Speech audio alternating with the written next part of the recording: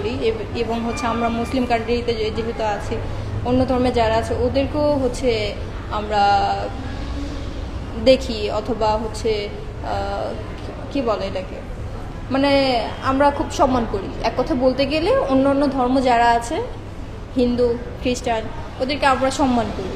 So টাকা নিয়ে হচ্ছে যদি বলতে যাই তাহলে হচ্ছে কিছু কিছু টাকার মধ্যে মন্দির দেখা যাচ্ছে। সো এটা আমি পজিটিভলি দেখবো না। আমি কেন, জনগণও দেখবে না পজিটিভলি, এটা সবাই নেগেটিভলি নিয়েছে। সবাই দেখছি কথাবার্তা বলছে অনেক বিষয় নিয়ে। সো এইটা টাকাতে হচ্ছে মন্দির, তারপর হচ্ছে কিছু কিছু টাকায় মন্দির, কিছু কিছু টাকায় হচ্ছে কি বলে হিন্দু, মুসলিম, খ্রিস্টান, বৌদ্ধ সবাইকে একসাথে নেওয়া হয়েছে। সো এইগুলো টাকা থেকে একটু দূরে দূরে থাকাই ভালো।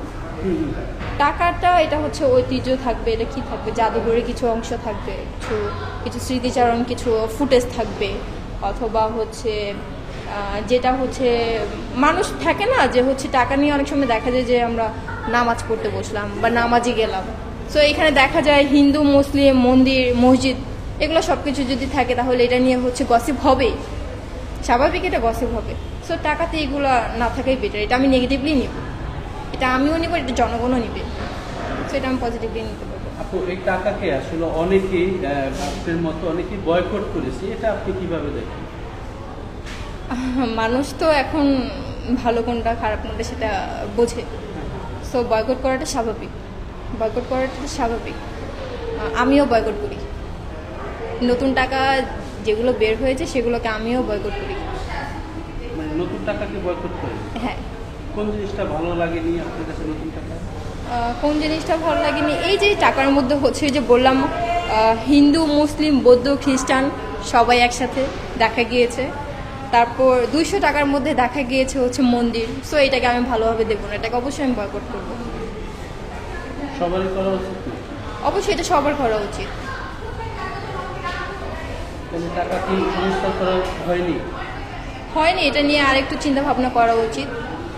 এটা নিয়ে আরেকটু কথাবার্তা বললে চিন্তা ভাবনা করা উচিত। কারণ এইসব যদি টাকার মধ্যে থাকে, এটা হচ্ছে সবাই, জনগণ, যে কোনো মানুষই এটা বলবে যে এটা হচ্ছে ঠিক হচ্ছে না, মন্দির দেওয়াটা ঠিক হচ্ছে না, বা মসজিদ দিলেও হচ্ছে হিন্দুরা বলবে মসজিদ কেন দিয়েছে।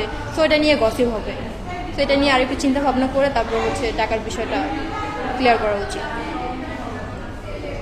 আপু, আগের টাকাগুলো আপনার কাছে কেমন লেগেছে?